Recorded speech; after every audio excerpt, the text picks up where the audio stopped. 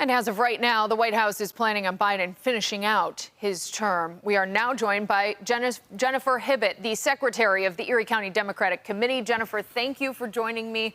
A lot going on, and things are constantly changing, as we know. But let's talk about what's happening right now. How will this all now play out? Now that Biden is out, we know a lot of support is behind Kamala Harris, but how is this going to work with the delegates? So first, thank you for having me. Secondly, we will be going to the DNC. All of the delegates will be going to the convention, where we will cast our ballots for Vice President Harris.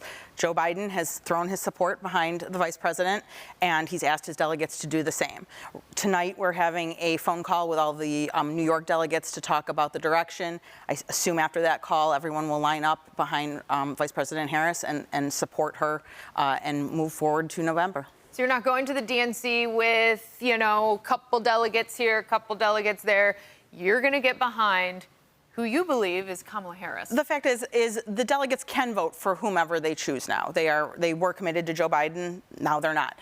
But I think that in the name of party unity, we are going to line up behind Vice President Harris and win this November. Okay. A lot of people showing their support. It is trickling in for Kamala Harris as well. Who do you think are kind of the big names, maybe not in support of her just quite yet, who we're still kind of looking to hear from? I don't know. I mean, I just before we came on air, all 23 Democratic governors have lined up behind her. She is getting a lot of the support. People who were maybe talked about as a vice presidential candidate or someone to challenge her are lining up. The governor of Illinois, some other senators that were thinking about maybe possibly they could be in line. They have shown their support, and I think more will just continue to come in. And this happening in about 24 hours since yesterday. All right, let's talk about, you mentioned some of the governors who maybe were going to throw their hat in for president. Maybe those people could be a good vice presidential candidate for her to put on the ticket there. How important is that VP candidate for Kamala Harris? I think in this case, it's very important. I think it can show a balanced ticket. She could pick someone from a swing state, which could also influence votes come November. I think there's a lot of good options out there. We have the governor from Pennsylvania, Josh Shapiro. He has a strong record.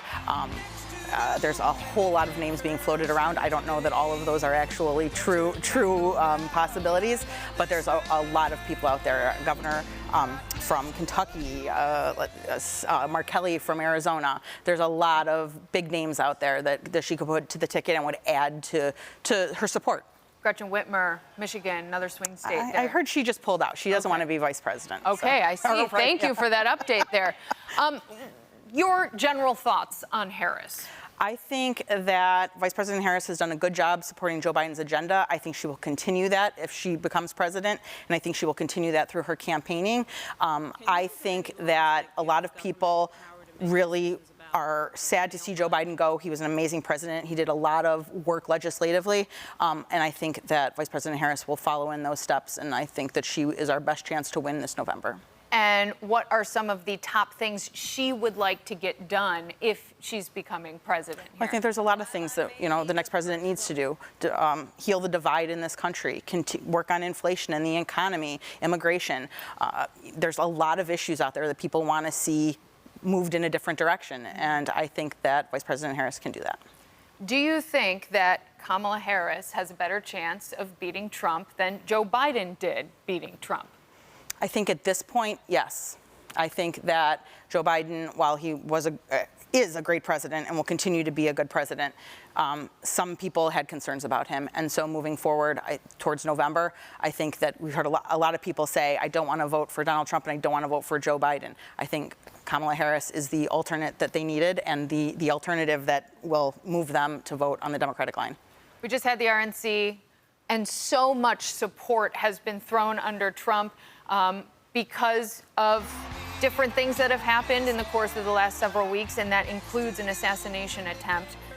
What do the Democrats have to do to get that sort of rally to get around Kamala Harris? That the rally has really happened around Trump. Right. I think that with the DNC coming up, and that is the time when delegates get excited, right? It's the time to mobilize your base so that you're ready to move forward with November and go out and canvass and knock on doors and make phone calls. And I think that going into the convention with a fresh fresh face.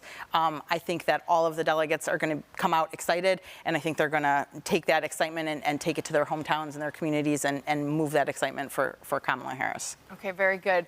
Any pushback you expect on this phone call tonight when you guys get together? I think there will always, it's hard to get everyone to always agree. That's politics. Not everyone always agrees, and that's okay.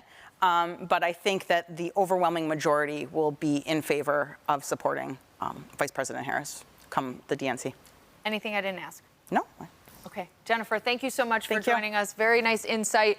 You always good insight, so keep the phone next to you because I'm sure we'll be calling you again.